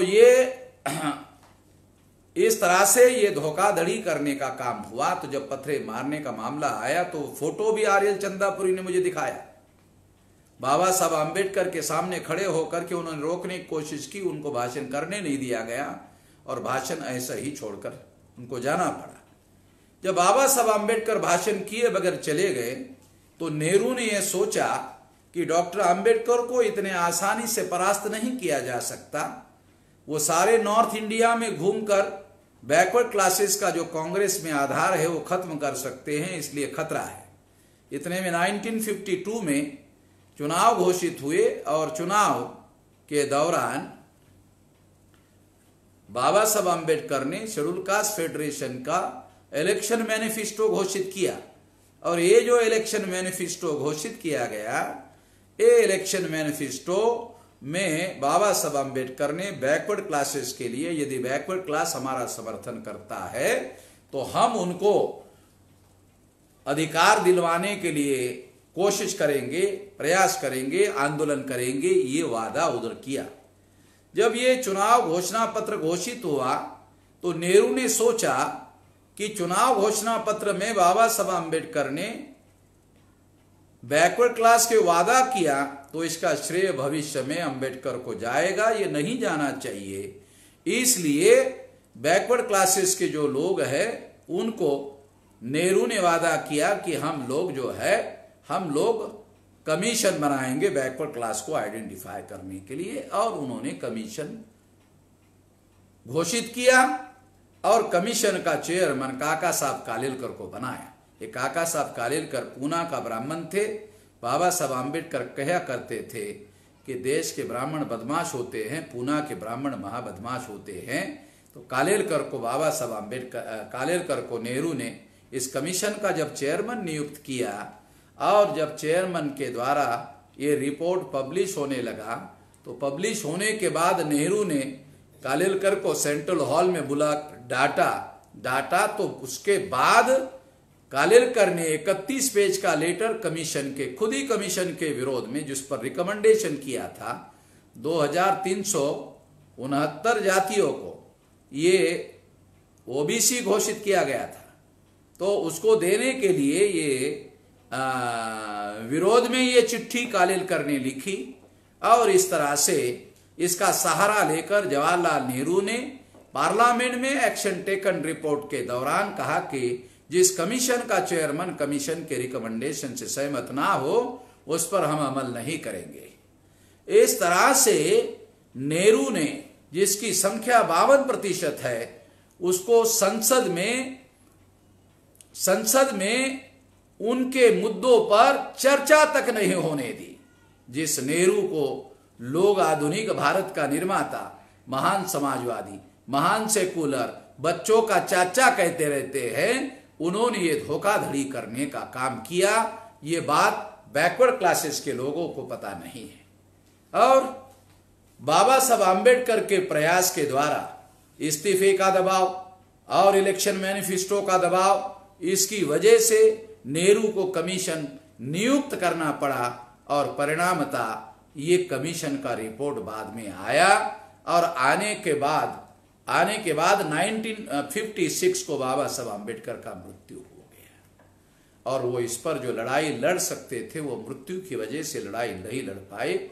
57 को समाजवादी पार्टी की घोषणा राम मनोहर लोहिया ने की, मगर राम मनोहर लोहिया ने नारा लगाया 100 में पाए पिछड़े 60, सोशलिस्टों की पड़ गई गांठ, ये नारा लगाया, मगर राम मनोहर लोहिया ने कालेलकर कमीशन लागू करने के लिए कोई भी आंदोलन नहीं चलाया। अभी कुछ दिन पहले राम अवधेश सिंह जी, जो बैकवर्ड क्लासेस के बहुत बड़े नेता थे, उनका मृत्यु हुआ। बहुत दुखद बात है, वो बहुत लड़ाकू आदमी थे।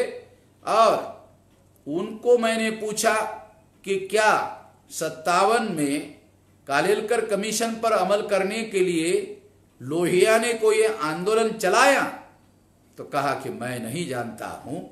यानी इतने बड़े लड़ाकू आदमी होने के बावजूद भी उनके पास कोई जानकारी नहीं थी, क्योंकि लोहिया ने ये किया ही नहीं था। ये हिस्टोरिकल फैक्ट है। ये बात भी नॉर्थ इंडिया के बैकवर्ड क्लासेस के लोगों को जानने की और समझने की जरूरत है। तो जवाहरलाल नेहरू ने पार्लियामेंट में बैकवर्ड क्लास के कमीशन पर 52% लोगों की समस्याओं पर चर्चा तक नहीं होने दिया। जो प्रीमियर इंस्टीट्यूट है संसद के पटल पर चर्चा तक नहीं होने दिया। तो इस तरह से कचरे के डिब्बे में कालेलकर कमीशन के रिपोर्ट को बैकवर्ड क्लास ओबीसी के कमीशन को उन्होंने वापस भेज दिया, कचरे के डिब्बे में भेज दिया। इंदिरा गांधी ने 77 में इमरजेंसी हटाई, सारे विरोधी पार्टी के लोगों को जेल में डाला था, छोड़ दिया। तो सारे विरोधी पार्टी के नेता डरे हुए थे। सारे नेताओं ने इकट्ठा होकर, सारी विरोधी पार्टी के लोगों ने इकट्ठा होकर एक नई पार्टी बनाई। उस पार्टी का नाम रखा जनता पार्टी, और इस जनता पार्टी का राष्ट्रीय अध्यक्ष चंद्रशेखर को बनाया गया। और इस तरह से ये जयप्रकाश नारायण का विश्वस्त आदमी थे, तो राष्ट्रीय अध्यक्ष बनाया। और 77 का जब चुनाव लड़ने का ऐलान हुआ तो उन्होंने इलेक्शन मैनिफेस्टो बनाया, और इलेक्शन मैनिफेस्टो में जितनी पार्टियां शामिल हुई उन पार्टियों के बड़े नेताओं ने साइन कर दिया। उसमें कालेकर कमीशन अगर हमको बहुमत मिला तो लागू करेंगे, ऐसा वादा किया गया। उनको मालूम नहीं था कि वो चुनाव जीत जाएंगे, चुनाव जीत गए और मोरारजी देसाई प्रधानमंत्री बन गए, गुजरात के ब्राह्मण प्रधानमंत्री बन गए। जब वो प्रधानमंत्री बन गए तो उन्होंने कालेकर कमीशन को सोचा कि जिसको जवाहरलाल ने लागू नहीं किया, जिसको इंदिरा गांधी ने लागू नहीं किया, तो मैं कैसे लागू करूं। इसलिए जवाहरलाल और इंदिरा का इतिहास ध्यान में रखते हुए मोरारजी ने भी इसको लागू करने से इनकार कर दिया। उन्होंने ये सोचा कि ये जो जनता पार्टी है इसकी सरकार ज्यादा देर तो चलने वाली है नहीं, इसलिए उन्होंने एक चाल चली, उसको लागू करने से इनकार कर दिया। डेलीगेशन गया, राम अवधेश सिंह ने मुझे बताया कि डेलीगेशन गया। हमने उनको पूछा कि आपका साइन है इलेक्शन मैनिफेस्टो में। हमने पार्लियामेंट में भी पूछा कि क्या इलेक्शन मैनिफेस्टो के सारे वादे पूरे किए जाते हैं। ऐसा संसद में मोरारजी देसाई ने बयान दिया। यानी मोरारजी देसाई बहुत ज्यादा अक्खड़ और बहुत ज्यादा एरोगेंट आदमी था। तो इस तरह से उन्होंने जवाब दिया, तो इसके विरोध में राम अवधेश सिंह ने बिहार में बहुत बड़ा हंगामा खड़ा कर दिया। वो संसद के बाहर चले गए और कहा कि दोबारा जब मंडल लागू होगा उसी के बाद मैं संसद में आऊंगा। और बहुत बड़ा जो गांधी मैदान है उसको पूरा भरने वाला रैली इसके विरोध में खड़ा कर दिया। और आप सुनकर हैरान हो जाओगे, वो जब रैली हो रही थी तो उसका प्रचार करने का काम लालू प्रसाद यादव रिक्शा में बैठकर कर रहे थे। राम अवधेश सिंह इतने बड़े नेता थे, अभी कुछ दिन पहले उनका मृत्यु हो गया है। तो इस तरह से ये महत्वपूर्ण बातें, महत्वपूर्ण जानकारी मैं आप लोगों को दे रहा हूं और बैकवर्ड क्लासेस के लोगों को ये जानकारी देना बहुत ज्यादा जरूरी है। उसके बाद में विश्वनाथ प्रताप सिंह प्रधानमंत्री हो गए। नहीं, उसके बाद में ये जो उसके बाद में ये सरकार गिर गई 18 महीने में। सरकार गिरने के बाद में 81 में दोबारा इंदिरा गांधी चुनकर आ गई और इंदिरा गांधी दोबारा प्रधानमंत्री हो गई। प्रधानमंत्री होने के बाद मंडल कमीशन को संसद में रखा गया, मगर उन्होंने इसको लागू करने से इनकार कर दिया। अब बैकवर्ड क्लासेस की संसद में संख्या बढ़ गई थी और इस वजह से बैकवर्ड क्लासेस का मामला खड़ा करना जरूरी था, बैकवर्ड क्लासेस का मामला उभारना जरूरी था और संसद में बार बार ये सवाल उठाया जाता था। इसकी वजह से नॉर्थ इंडिया में बैकवर्ड क्लासेस का आधार कांग्रेस का खिसक रहा था। इसलिए इंदिरा गांधी ने प्लान बनाया कि बैकवर्ड क्लासेस का जो सामाजिक जागरण हो रहा है उसको रोका जाए। रोकने के लिए इंदिरा गांधी ने प्लान बनाया। क्या प्लान बनाया? प्लान बनाया कि यदि हम लोग खालिस्तान वर्सेस हिंदुस्तान, हिंदुस्तान वर्सेस खालिस्तान का मामला खड़ा कर देते हैं तो ये धार्मिक जागरण होगा प्रतिक्रिया में बैकवर्ड क्लासेस में, और बैकवर्ड क्लासेस को लोग धार्मिक जागरण के तहत खालिस्तान के विरोध में हिंदुस्तान का समर्थन करेंगे और इस तरह से हमारा समर्थन बढ़ जाएगा। ये रणनीति बनाई गई सामाजिक जागरण को खत्म करने के लिए, ये प्लान बनाया गया। दूसरी तरफ आरएसएस और विश्व हिंदू परिषद ने दूसरा अपना कार्यक्रम बनाया। उन्होंने ये सोचा कि यदि हम 52% मंडल कमीशन का ओबीसी का विरोध करते हैं तो पॉलिटिकल पावर चला जाएगा, और समर्थन करते हैं तो ब्राह्मणों का एग्जीक्यूटिव पावर चला जाएगा, आईएएस, आईपीएस, आईआरएस का। इसलिए विरोध करना और समर्थन करना खतरनाक है।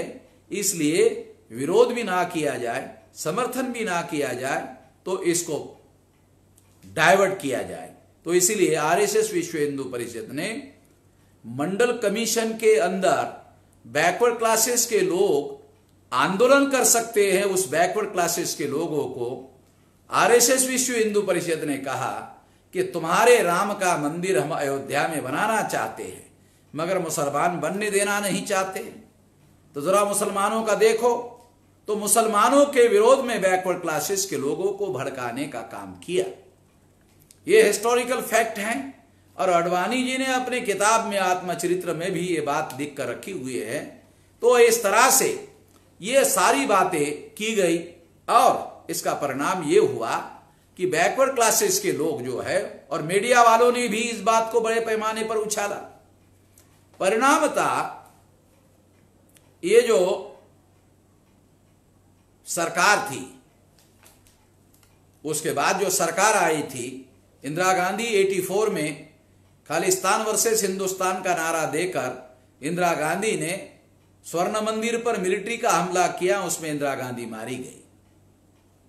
इसी तरह से श्रीलंका का विभाजन करने का षड्यंत्र, गुप्त षड्यंत्र काना प्रभाकरण के साथ मिलकर राजीव गांधी ने बनाया। ये बात जब मालूम हुई तो प्रभाकरण का और राजीव गांधी का गुप्त समझौता हुआ, और इसके तहत उनको मदद देने का वादा किया गया, मगर ये सीक्रेट योजना विफल हो गई। जब ये सीक्रेट योजना विफल हो गई तो काना प्रभाकरण ने जो काना शिवरासन है उसको भारत भेजा, और उसके द्वारा राजीव गांधी की भी हत्या करवा दी गई। दो लोगों की हत्या हुई। बैकवर्ड क्लासेस के लोगों को अधिकार ना मिले, इसके लिए प्रचार कांग्रेस के लोग करते हैं कि ये हत्या भारत को महान बनाने के लिए, भारत की एकता के लिए ये बात सही नहीं है। ये बात हम लोगों को समझने की जरूरत है। दूसरी तरफ विश्व हिंदू परिषद के द्वारा राम जन्मभूमि का मामला खड़ा किया गया, और बैकवर्ड क्लासेस को मुसलमानों के साथ लड़ाया और भिड़ाया गया।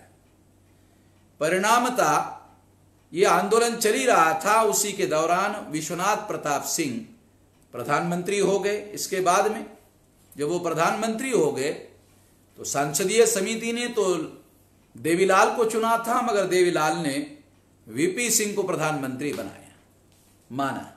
तो वीपी सिंह प्रधानमंत्री हो गए।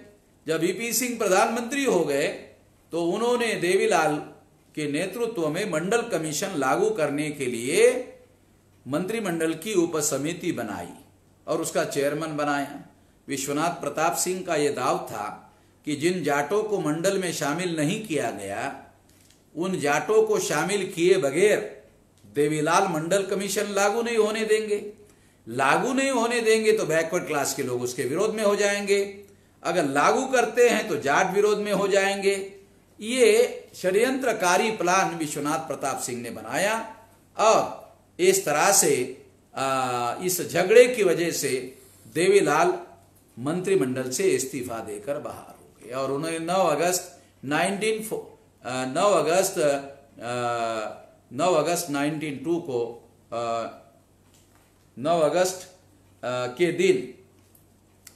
के दिन ये साल अभी मुझे एग्जैक्टली पता नहीं है, शायद 89 हो सकता है। ये इस दिन जो है ये एक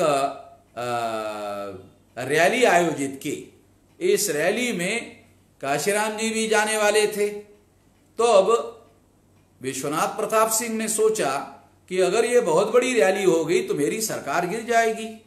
अंदर में बहुत सारे जो बैकवर्ड क्लास के लोग थे वो देवीलाल को अपना नेता मानते थे, और जब ऐसा संकट खड़ा हुआ तो इस संकट से निकलने के लिए और बैकवर्ड क्लासेस के एमपी को अपने साथ में रखने के लिए विश्वनाथ प्रताप सिंह ने मंडल कमीशन लागू कर दिया। जब मंडल कमीशन लागू हुआ तो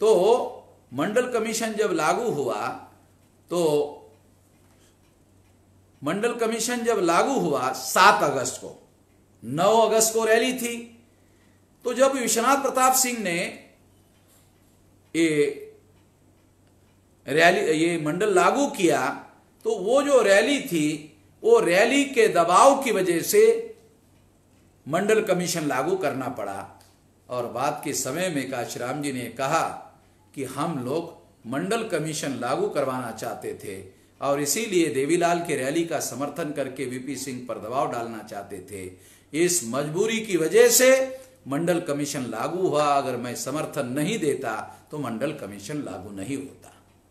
तो इस तरह से मंडल कमीशन जब लागू हुआ, लागू होने के बाद ब्राह्मणों ने इसे लागू होने के बाद बीजेपी ने, आरएसएस ने, विश्व हिंदू परिषद ने दबाव डालकर विश्वनाथ प्रताप सिंह का समर्थन विड्रॉ कर दिया, क्योंकि बीजेपी के समर्थन से विश्वनाथ प्रताप सिंह प्रधानमंत्री बन गए थे।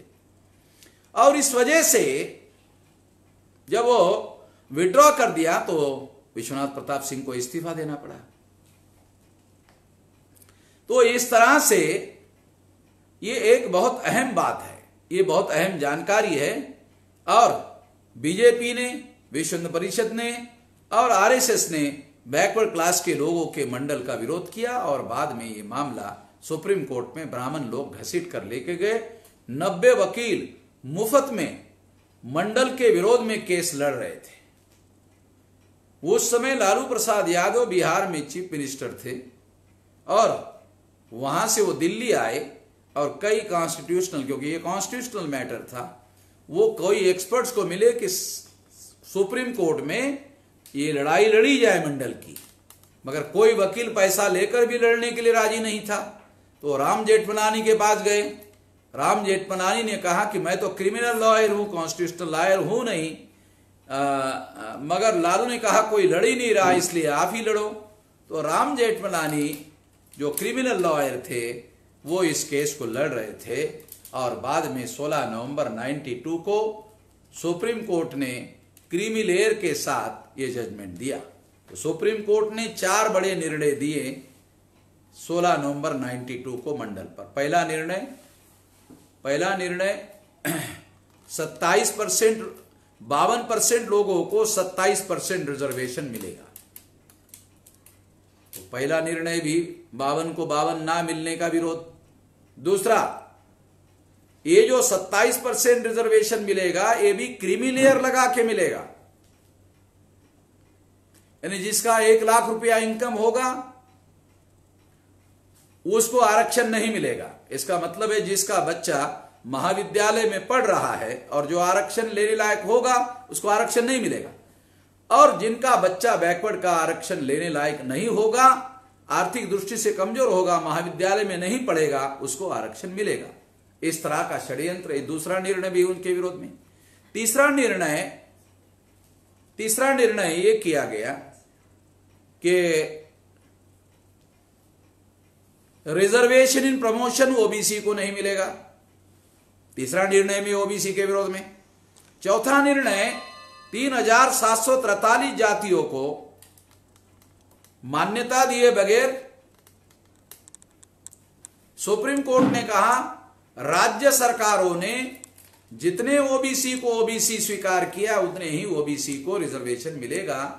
तो आंकड़ा निर्धारित हुआ 1999, यानी 2369 में से 3743 जाति में से केवल 1999 जातियों को ही ओबीसी सुप्रीम कोर्ट ने स्वीकार किया और 1745 जातियों को 1744 जातियों को सुप्रीम कोर्ट ने ओबीसी मानने से इनकार कर दिया। ये इतना बड़े फैसले ओबीसी के विरोध में लिए गए।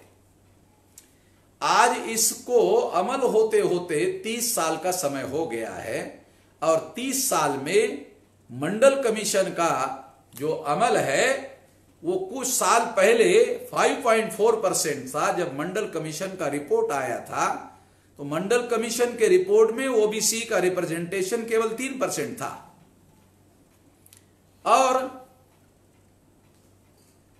कई सालों के बाद ये 5.4% हो गया सेंट्रल गवर्नमेंट के सर्विसेज में, और उसके बाद में और कुछ परसेंट हो गया होगा, 7%, 7-8% तक हो गया होगा। ज्यादा नहीं है, ये इतना हो गया होगा, इससे ज्यादा नहीं है। तो इस तरह से क्रीमी लेयर की वजह से ये बहुत बड़ा धोखा हो रहा है। और जो ब्राह्मणों के सरकार बार बार आते रहे, नरसिंह राव ने बैकवर्ड क्लास कमीशन लागू 92 को हुआ, 90 को ही उन्होंने प्राइवेटाइजेशन लागू कर दिया। तो प्राइवेटाइजेशन की वजह से ओबीसी के लिए जो नौकरियां देना था वो देने का काम के लिए सरकार में जगह उपलब्ध नहीं होती रही। वीपी सिंह ने एजुकेशन में, प्रोफेशनल एजुकेशन में रिजर्वेशन दिया ही नहीं, उसने भी धोखाधड़ी किया, केवल सरकारी नौकरियों में देने का काम किया, एजुकेशन में नहीं किया, वो भी एक बहुत बड़ा धोखा था। तीसरी बात यह कि उसके बाद नरसिंह राव के बाद में फिर अटल बिहारी वाजपेयी की सरकार आई, और अटल बिहारी वाजपेयी की जो सरकार आई तो उसके बाद भी इस पर नॉन इंप्लीमेंटेशन किया गया, और उसके बाद ईवीएम आ गया 2004 में। 2004-2009 में कांग्रेस ने इस पर नॉन इंप्लीमेंटेशन किया। 14 और 19 को नरेंद्र मोदी ने 314 बच्चे आईएएस ओबीसी के पास हुए, आईपीएस पास हुए, आईआरएस पास हुए, मगर उस पर अमल करने से इनकार कर दिया। अभी पता चला है कि जो क्रीमी लेयर का क्राइटेरिया इस तरीके से चेंज किया जा रहा है जिससे ओबीसी को बिल्कुल भी कुछ नहीं मिलेगा। इसके बारे में ओबीसी के अंदर जागरण हो रहा है, ये षड्यंत्र किया जा रहा है क्रीमी लेयर का।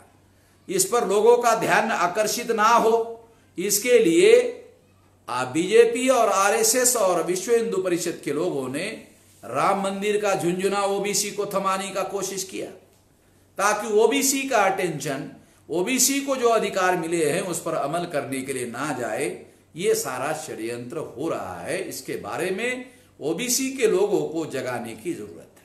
एक और बात भी मैं कहना चाहता हूं, कांग्रेस को जब भी जितनी बार भी बहुमत मिला, वो अनुसूचित जाति और जनजाति के लोगों को जो ज्वाइंट टू लोकटेट लागू हुआ, वो ज्वाइंट टू लोकटेट ओबीसी के लोगों ने अगर बाबा साहब आंबेडकर का समर्थन किया होता तो ज्वाइंट टू लोकटेट नहीं होता। ज्वाइंट टू लोकटेट नहीं होता तो उन लोगों का समर्थन कांग्रेस को नहीं होता। अगर उन लोगों का समर्थन कांग्रेस को नहीं होता तो उनके समर्थन से ब्राह्मण सरकार बनाते रहे, बहुमत हासिल करते रहे, और उसके आधार पर ओबीसी को अधिकारों को वंचित करते रहे।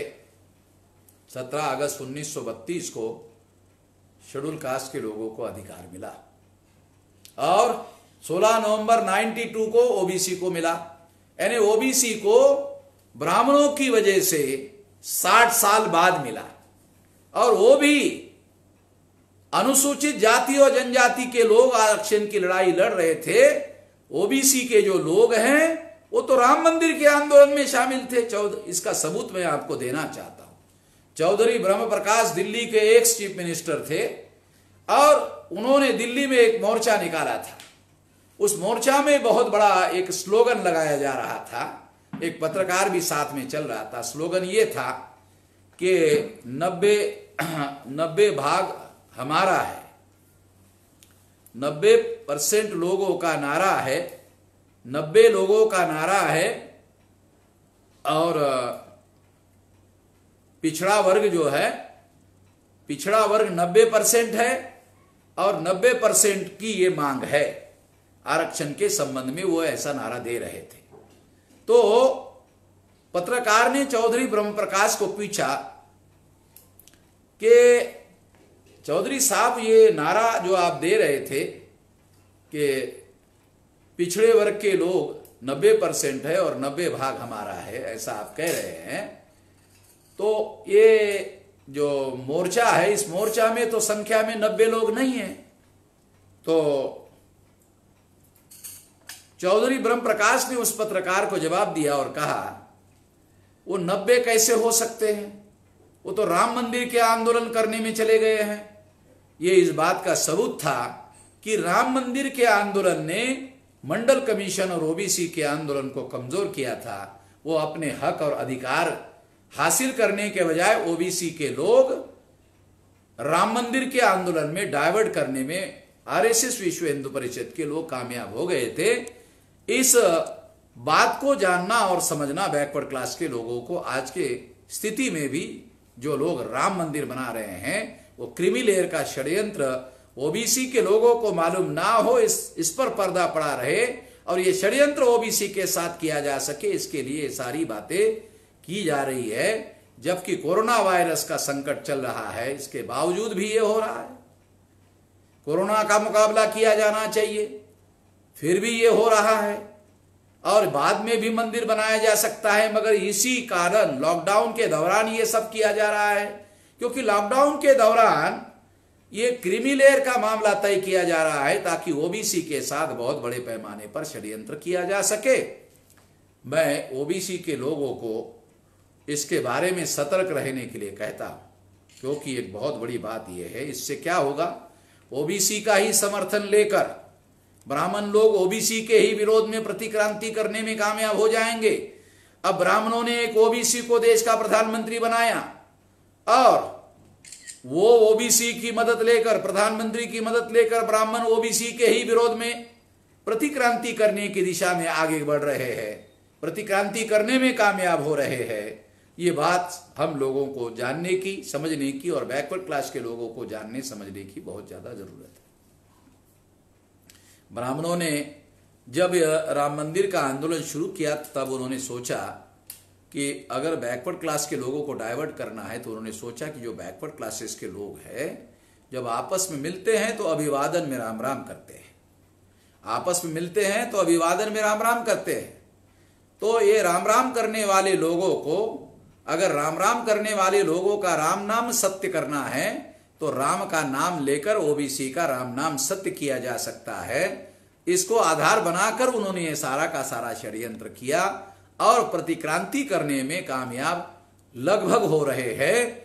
इसके विरोध में ओबीसी के लोगों को सारे देश भर में जागरण करने की जरूरत है। ये जागरण करने के लिए इतना लंबा चौड़ा विश्लेषण आप लोगों के सामने सारे हिस्टोरिकल एविडेंस के साथ किया गया, सबूतों के साथ किया गया। आशा है, विश्वास है आप लोग इस बात को गंभीरता से जानकारी लेंगे और इस पर विचार मंथन करेंगे और इस बात को आगे बढ़ाने की कोशिश करेंगे। आपने मेरी बात ध्यान से सुनी होगी। धन्यवाद। 7 पौने 2 घंटा हो गए।